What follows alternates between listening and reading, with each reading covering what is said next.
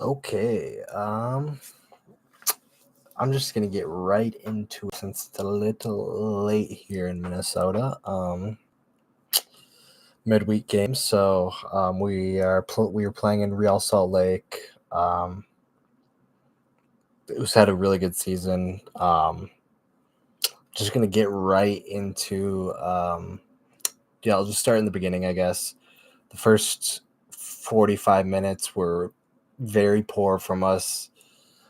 We actually didn't really play good at all night. Honestly, it was a very off night from us.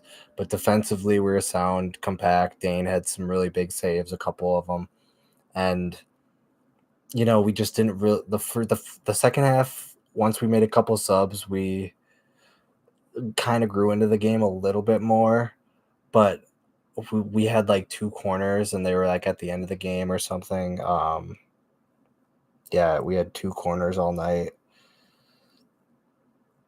We had 11 shots, three on target, and a lot of them were just like not high percentage. We weren't really creating a lot for Kelvin Yaboa.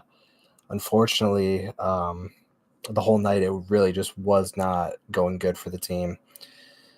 But the whole major issue was at the end of the game.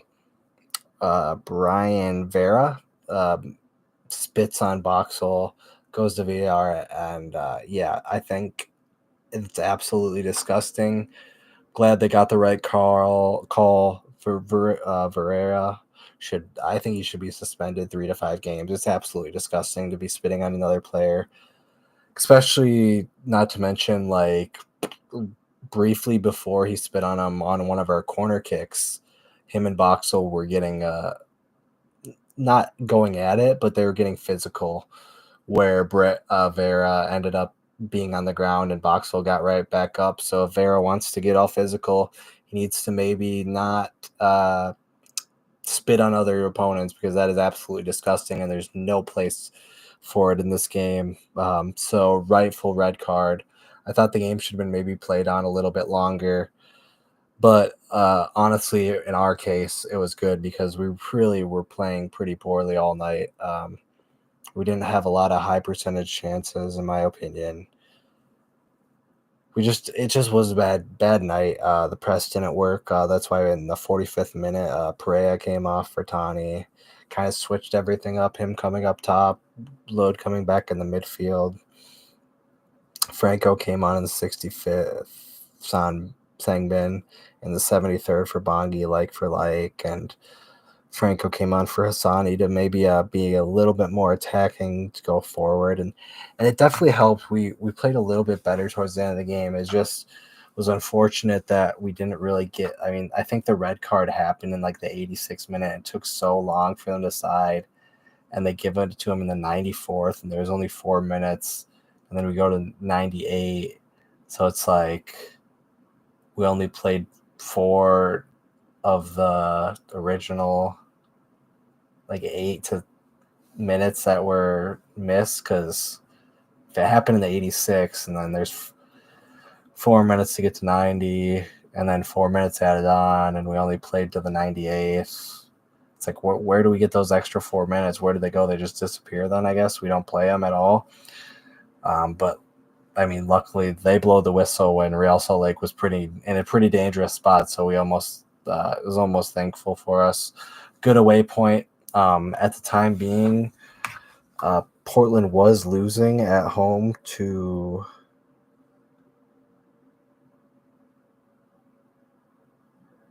Austin, and they still are in the 59th minute.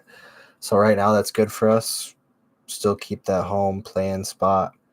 But defensively sound, really good performance in that case. Offensively, not very great. I'd like to see more out of a lot of people. Glad kind of locked down on Yaboa for one of the MLS hottest forwards. But I'm just going to get into player ratings and kind of wrap it up. But I think I said my piece on the whole spitting situation. Disgusting. But yeah, St. Clair, a 9 out of 10. Rosales, a 8 out of 10. Jefferson Diaz, a 7 out of 10. Boxall, a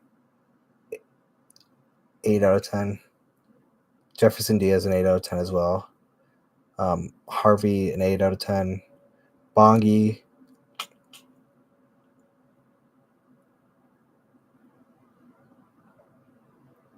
a 7 out of 10. Robin Lode, a 7 out of 10.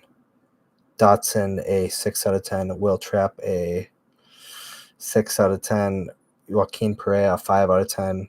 Yaboa, a 5 out of 10. Substitutes, Tani Osway, 6 out of 10. Franco, a 7 out of 10. And Sangbin, a 7 out of 10. Yeah. Yeah, that'll do it for me. Good point. Like I said, we are still sitting in that home playing spot in 8th place. Unless Vancouver turns or Portland turns it around at home, we'll be going into this weekend. We play Vancouver away. So I believe if we beat Vancouver, we could pass them. So that would be huge. It's going to be almost like a 6-pointer. So yeah, this next game is huge. If it's going to be do or die if we want to move into the playoffs and not have to play that qualification spot, and also give us a big boost if we do. We'll probably be playing a home play-in game if we do win that game, because then we have decision day at home against St. Louis, who has nothing to play for. So hopefully we'd be able to take care of business when they don't have anything to play for, but you never know. So yeah, that'll do it for me. As always, come on, you loons, and thanks for tuning in. Oh, also Eric Ramsey, 7 out of 10 for score for coaching. Yep. Thanks. Bye.